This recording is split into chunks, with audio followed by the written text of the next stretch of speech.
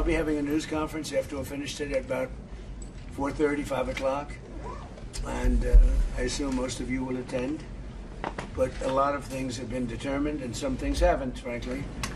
We attacked very powerfully last night the very dangerous people from Iran. They're sick. There's something wrong with them. We said, go and do your funeral stuff. And instead of that, they start shooting rockets at ships yesterday. And so we hit them very hard last night, very hard. I would say 20 to 1, 20 times tougher. And I told them, every time you hit, we hit. And of course, they're dirty players, so they go after everyone, probably including me. I've been number one on their list for years. And they're a bunch of scum, you want to know the truth. They're scum. Welcome back to the channel. President Donald Trump has delivered one of the most controversial and headline-grabbing speeches of the year during a NATO summit press conference. From fiery comments about Iran to sharp criticism of NATO allies in Spain, Trump's remarks are already sending shockwaves across the political world. He declared negotiations with Iran essentially finished, defended recent military actions, questioned NATO's commitment to the United States, and even suggested cutting trade with Spain. We'll break down the biggest moments, the key statements, and what they could mean for America and its allies. He was a bad guy, but he was an evil genius, but a bad guy. And he was the father of the roadside bomb. The roadside bomb is a bomb that goes on when you're driving your little vehicle around, and it goes on and you have no legs, no arms, and no face. And they've killed thousands and thousands of people. Even the SS Cole was theirs, if you remember that disaster. So I don't like them at all, and frankly, I think we waste a lot of time with them. I think we should just do our business. Can you imagine?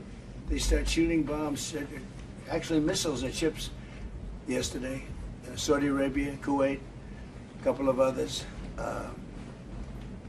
and I don't think they know what the hell they're doing, but they're bad people, very bad people. I think they're incompetent, by the way, because if they were competent, they would have made a deal a long time ago, like, how about 47 years ago?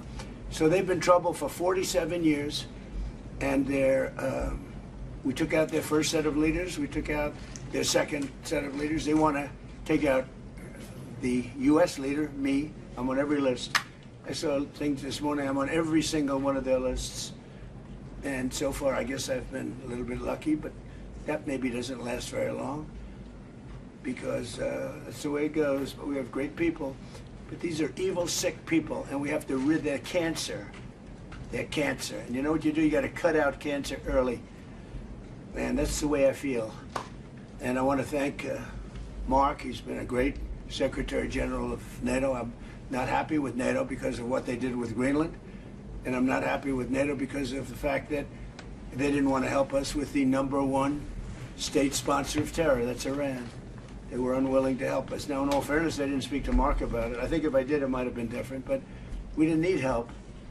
But I was really testing. I wanted to see whether or not they'd be there, and the answer is they were. I spoke to Germany, I spoke to France, spoke to UK, spoke to Italy, I didn't speak to Spain. Spain is a wasted cause. We don't want to do any trade business with Spain anymore, by the way. I'd like you to cut it off. Spain is a terrible partner in NATO. They don't participate, they don't pay. I don't want anything to do with Spain. Cut off all trade with Spain, please, including visits. Okay, we don't want anything to do. Watch them come running back. Oh, they'll come running back. They treat this man terribly, and this man's a good man too, great man. They're lucky they have him. But Spain doesn't agree to anything, and you shouldn't carry him. I mean, you sort of automatically carry because you're protecting an area, so they're there. So they probably figured they have to protect us, right? But we don't have to, and we don't have to trade with them. I don't want to do any more trade with them. All right? Yes, take it immediately. You don't even talk to them. They're hopeless. Bad people, because you know they have everybody else going and paying and working. In Spain, in particular Spain, there are a couple of others, but in particular Spain, they're open about it. They're hostile about it, and let's see how hostile they remain when they call up and they Please, please, we want to trade with you, sir. We want to trade with you, sir. They make so much money with us, and we're going to see that they make a lot less.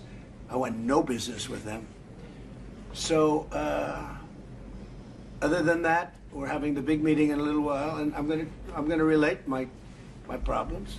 Greenland is a big problem for us, and the other big problem is the fact that when we wanted them, we didn't want them badly, but we did say, if you want to join us, and they all said no. But when they could have, they weren't there for us, and we've been there for them. We spent over $1 trillion over the last short period, $1 trillion, in order to protect these countries from Russia.